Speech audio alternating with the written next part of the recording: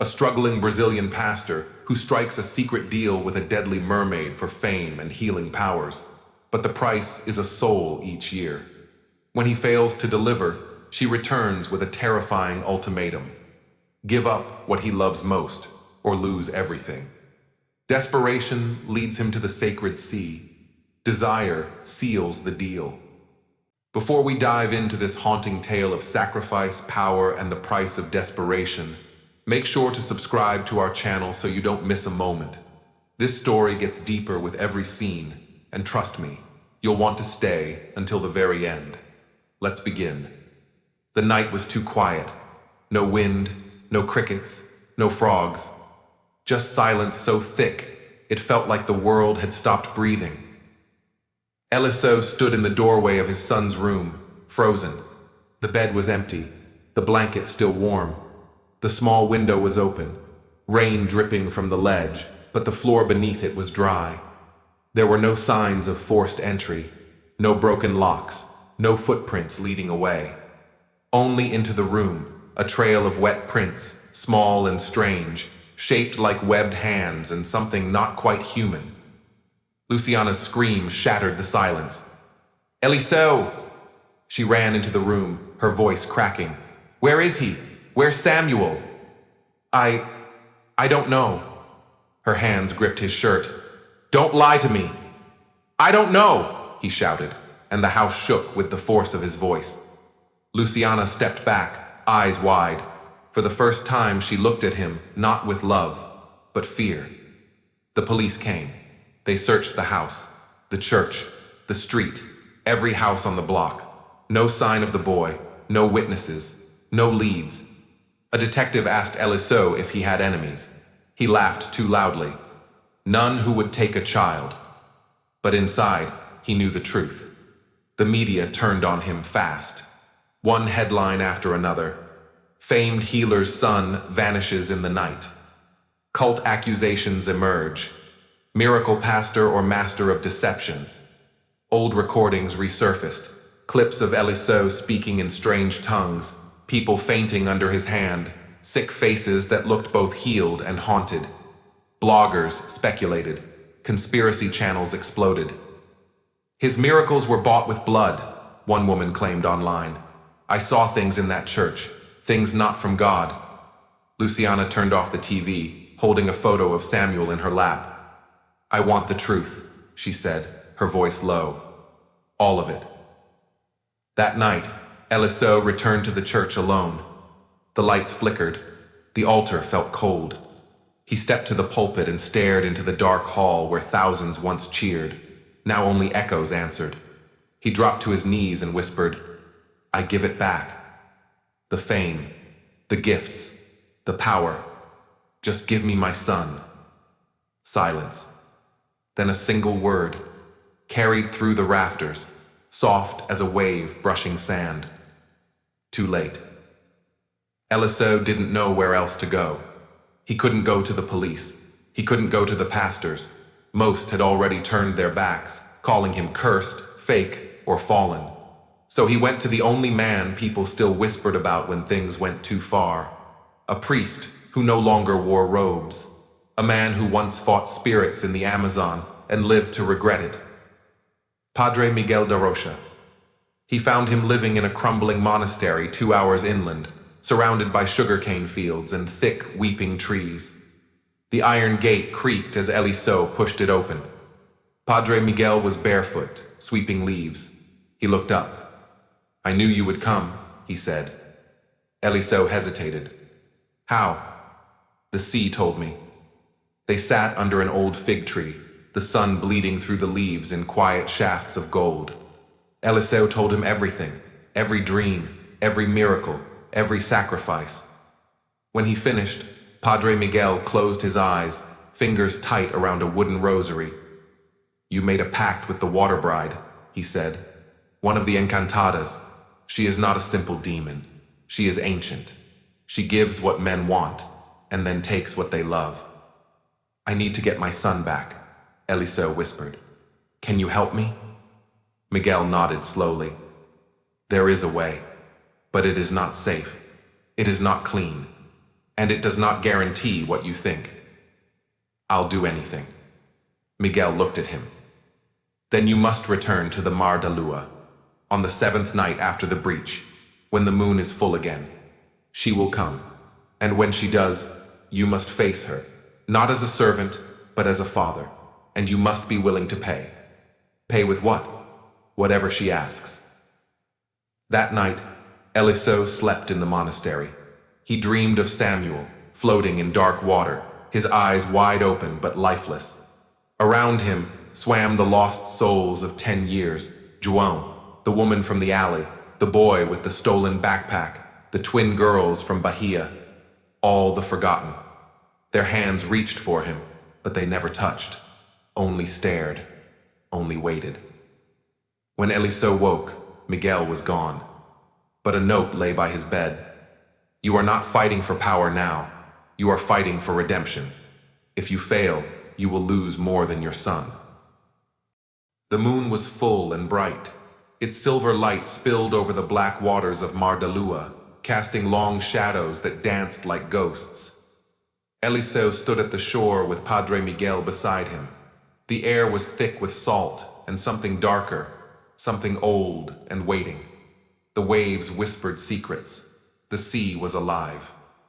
Iemanjá will come, Miguel said, his voice low. You must be strong. Remember, she tests men with their deepest fears. Eliseo swallowed. Father, I am not afraid. Miguel looked at him, eyes sharp. You should be. Suddenly the waters stirred. From the depths, a figure rose. Not quite human, not quite fish. Her long hair floated like midnight silk. Her skin shimmered with moonlight. Her eyes were two pools of silver fire. It was Iemanjá. She smiled, slow and cruel. Eliseo da Costa, she sang. You come to bargain. Eliseo stepped forward, heart pounding. Give me my son. She laughed. Ah, but the sea never gives freely. She motioned and the waters parted like curtains. There, floating just beneath the surface, was Samuel. Pale, still, eyes wide open. Your time is past, she whispered. You broke our pact. You tricked me. I was desperate. I love my son. Then prove it. Her voice grew cold as the tide. You may have one chance. She raised a hand. Give me your gift. All of it. Eliseo trembled. His healing powers, his fame, his ministry, they all came from her. If he gave her everything, would his son live? Before he could answer, Miguel grabbed his arm. Eliseo, listen. She is a spirit of the sea, but also of the mind. She feeds on pride, fear, and secrets. If you give her your gift, you lose yourself. But if you refuse, Iemanjá's smile twisted into a snarl. You lose everything. Eliseo faced his darkest choice. Eliseo's knees hit the wet sand. I cannot give you everything, he said, voice breaking. If I lose my gift, I lose my purpose. Iemanjá's eyes gleamed like storm clouds. Then you lose your son. The sea rumbled as if laughing. Padre Miguel shouted, Eliseo, remember who you are. You are not a servant of darkness. But Eliseo felt hollow. His power was his chains. Is there another way? He asked, desperation choking his words. Iemanjá's silver lips curled. There is always a price. She raised her arms, and the sea surged. Dark shapes surfaced, faces of those Eliseo had sacrificed over the years. Their eyes burned with silent accusations. Each soul you gave me feeds the sea's hunger. You owe me more than a son. Eliseo looked at the faces. He saw João, the homeless man. He saw the woman in the alley. He saw the children who had come to him for healing. Their eyes begged for release. He dropped to the sand, tears mixing with salt water. Forgive me. Iemanjá's face softened, just for a moment. Redemption is not given freely. She vanished beneath the waves. Padre Miguel helped Eliseo to his feet. The path forward will test you. Eliseo nodded. I will do whatever it takes. Eliseo returned to Porto Velho a broken man.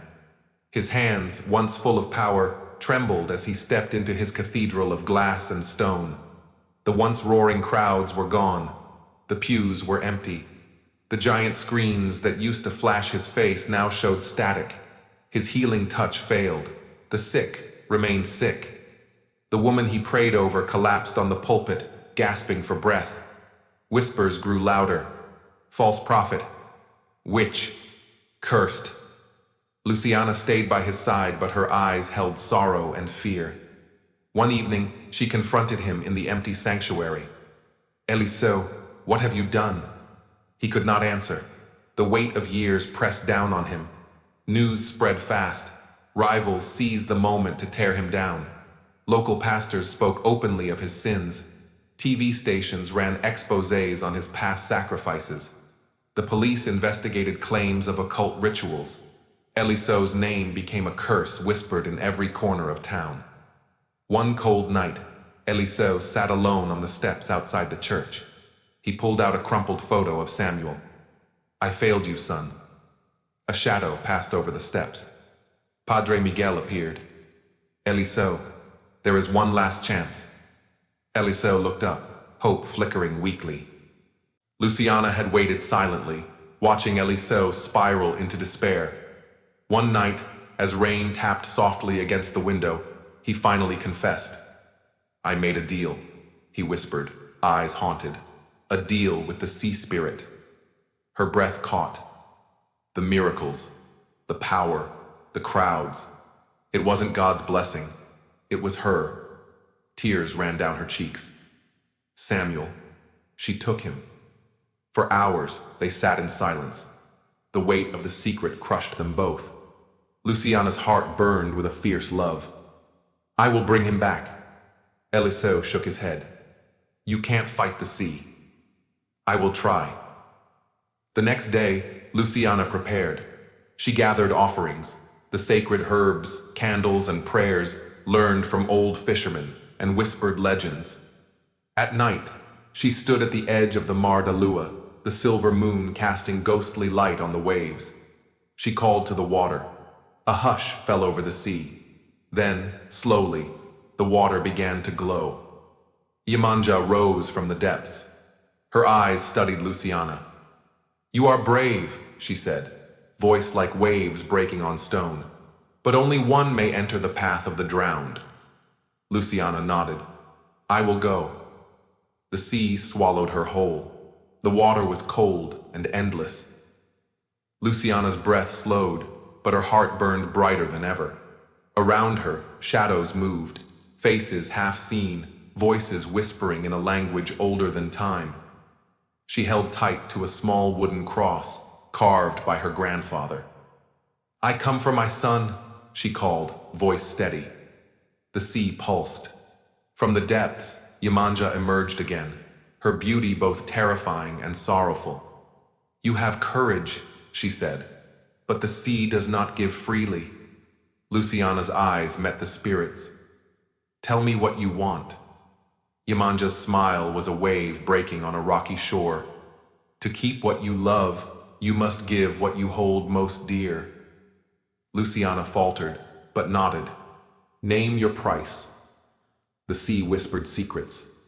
Luciana faced her darkest fears and memories, loss, betrayal, loneliness. She wept, but did not turn back. When she surfaced, dawn was breaking. She was alone, but in her hand, a small shell glowed softly, a sign that the bargain was not over. The shell pulsed softly in Luciana's palm, like a heartbeat from the deep. Eliseo waited anxiously as she returned to their small home. Iemanjá gave me a choice, Luciana said, voice trembling. To save Samuel, one of us must be the sacrifice. Eliseo's breath caught. She continued, not just any sacrifice. She wants what we love most, the thing that holds us together. They looked at each other, the weight of years pressing down. Eliseo, the ministry, your power, your dreams? He shook his head. It's Samuel. He's the center of all. Luciana nodded. But if we lose him, what will be left? The moon rose high again. Together they walked to the shore where the pact began. Eliseo reached for Luciana's hand. Whatever happens, we face this together. The sea rippled, dark and waiting. Iemanjá appeared, radiant and cruel. Make your choice, she said. Eliseo stepped forward. I offer myself. Luciana shook her head. Number I offer my life. The spirit laughed, a sound like waves crashing on glass. Her eyes burned like ancient stars, fierce and sorrowful.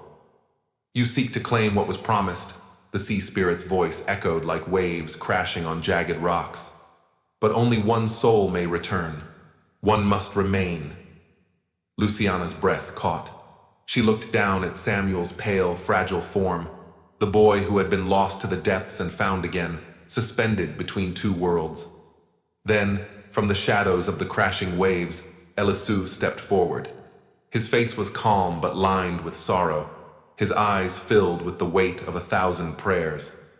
He reached out to Luciana, voice steady despite the storm raging inside him. Take Samuel, he said. Live. Let him have the life I could not protect. Luciana's tears fell freely, her voice trembling. No, I cannot leave you here. Eliseo smiled, the faintest flicker of peace in the darkness. My place is with the sea now. I made a bargain, but love demands a price I am willing to pay. He turned to Iemanjá. Take me, spare my son. The sea stilled. A calm descended, wrapping the shore like a soft blanket. Iemanjá's gaze softened, her form shimmering with silver light. A sacrifice born of love. Such power cannot be denied. She raised her hand, and a wave of light swept over Eliseo. He stepped into the water, slowly sinking beneath the surface as Luciana clutched Samuel to her chest. The ocean closed over him like a final blessing. Samuel's eyes fluttered open, filled with the warmth of life and hope. Luciana sobbed and whispered, You are safe. You are alive. Luciana stood alone at the edge of the Mar de Lua, barefoot in the cold surf, holding her son's hand. Samuel was quiet, still groggy, his small frame pressed close to her side as if waking from a long, heavy dream. His skin was warm, his heart was steady, he was alive. But Eliseo was gone. There had been no splash, no scream, no farewell, only a final whisper carried in the wind. Tell him, I'm sorry. And then the water claimed him, not as punishment, but as payment, as atonement. Luciana returned home with Samuel in her arms, her eyes hollow but dry. There were no parades, no welcome, no crowds. The church that once stood tall and proud, the house of fire and light, was shuttered. The great glass windows had cracked, the gold pulpit was stolen, the banners torn down. No one came anymore. The name Eliseo da Costa became a faded rumor. The miracles he performed were now explained away or buried in shame. His photos were pulled down from hospital walls. His voice no longer echoed from radios or pulpits. He was forgotten, but not by Luciana, not by Samuel, and not by the sea. Every full moon, Luciana would walk alone to the edge of the sacred water. She never brought flowers, she never wept, she only watched. And sometimes, when the light of the moon touched the waves just right, she would see a ripple shaped like a man, tall, still, and familiar. The sea would glisten silver, and in that quiet shimmer, she felt two things: sorrow and peace. Because she knew the sea had finally closed its mouth, and for now, it slept. Every choice has a cost, and every story has a lesson. If you enjoyed The Pastor and the Sea Witch, don't forget to subscribe, like, and share this video with others who love powerful storytelling. We'd love to hear what you think. Leave a comment below, and explore our channel for more emotional, moral lesson stories like this, and so much more.